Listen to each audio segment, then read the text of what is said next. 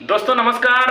आप देख रहे हैं मनोज सिंह ऑफिशियल और मैं मनोज सिंह आज लगभग 4-5 दिनों के बाद आपके बीच एक वीडियो शेयर कर रहा हूं।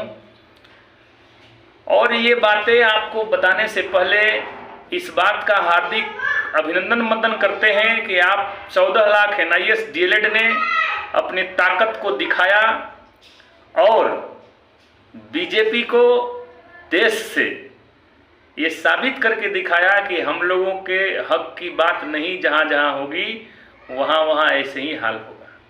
सबसे पहले जितने भी हमारे NIS कैंडिडेट हैं, NIS साथी हैं, 14 लाख लोगों को मनोज सिंह ऑफिसर की तरफ से सप्रेम नमस्कार। अब आइए मैं आपको 2-3 मुख्य बातें आपको बता देना चाहता हूँ, ज़्यादा लंबा चौड़ा वीडियो नहीं बनाऊंगा।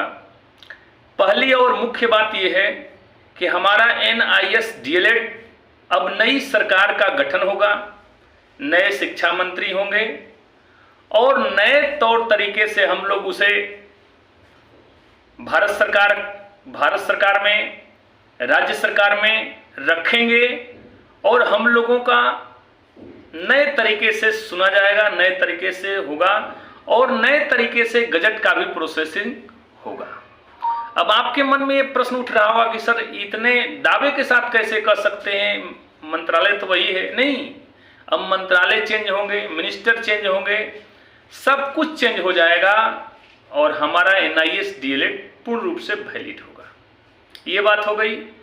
अब दूसरी बात मैं आपको बता देना चाहता हूं कि जो बंगाल हाई कोर्ट का जजमेंट है उसमें स्पष्ट लिखा गया है, आप उसके जजमेंट को पढ़ लीजिए, कंडिका नंबर 3 या 4 है लगभग, आप उसको स्पष्ट रूप से पढ़ सकते हैं कि उसमें लिखा गया है कि जो NIOS यानी ODL मोड में जो NIS किया गया 18 महीने का, उसमें 6 महीने का रिलैक्सेशन दिया गया था और 6 महीने का इंटर्नशिप था। ये भारतीय न्याय संहिता के तहत और MHRD के तहत इसको प्रस्तावित किया गया था। ये आप जाके पढ़ सकते हैं। ये बात हो गई। और दूसरी बात हो गई और तीसरी मुख्य बात है कि हमारे जितने भी बिहार के NIS DLED हैं, कल यानी कि शुक्रवार को पटना गांधी मैदान में सभी लोगों का एक आम बैठक होगा। उसमें आप लोग अधिक से अधिक जुट करके और अपने ताकत का प्रदर्शन करिए और अपने यूनिटी को दिखाइए कि हम कितने एकजुट हैं, क्योंकि ये अंतिम प्रयास है और ये प्रयास हम लोग कर लेंगे तो हम लोगों का NIS DLED पूर्ण रूप से वैलिड होगा।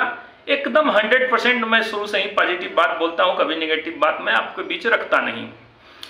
अब आइए कि जो हमारे पटना में NIS DLED संघ का जो मीटिंग है, उस मीटिंग का मुख्य मुद्दा है कि जिस प्रकार से हम लोग मीटिंग आंदोलन करके जेल जाके लाठी खा के 7वां चरण लाए और उसमें कुछ बाहरी ले गए, बिहारी तो कम ही आए, सब बाहरी चले गए। यानी TRE 1 की बात मैं कर रहा हूं, TRE 2 की बात कर रहा हूं। अभी आपने देखा होगा कि TRE 2 में बहुत से ऐसे बाहर के कैंडिडेट हैं जो कि सीटेट में 90 नंबर से कम अंक जिसका है वो छट रहे हैं। हर लगभग औरंगाबाद में आपने देखा 36-40 लोगों का, इसके बाद मुजफ्फरपुर में देखे, गोपालगंज में देखे, तमाम जिले से वो लोग छट रहे हैं और नौकरी उन लोगों का जा रहा है। ये आपने देखा।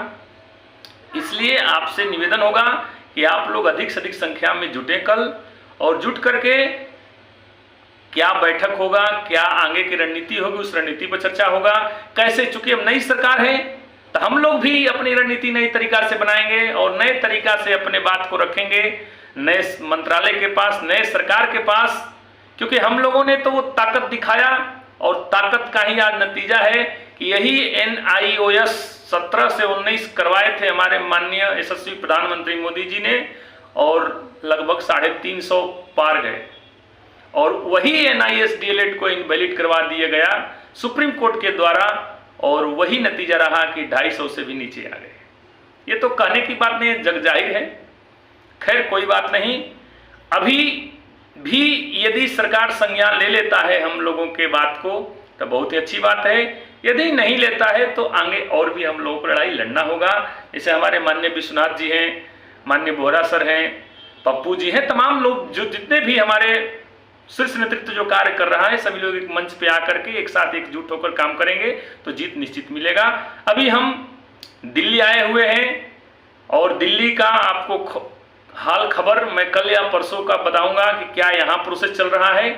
अभी के लिए इतनी ही बात कह करके मैं अपनी वाणी को विराम देता हूँ। जो भी हमारे चैनल पर नए सब्सक्राइबर होंगे वो शेयर करिएगा, सब्सक्राइब कर लीजिएगा और बेल आइकन की घंटी को जरूर दबा लीजिएगा। यही बात आपसे कहना था। यदि हमारी बात अच्छी लगे तो आप इसे अधिक से अधिक शेयर करिएगा। धन्यवाद। जय हिंद, जय भारत, जय बेतिसा।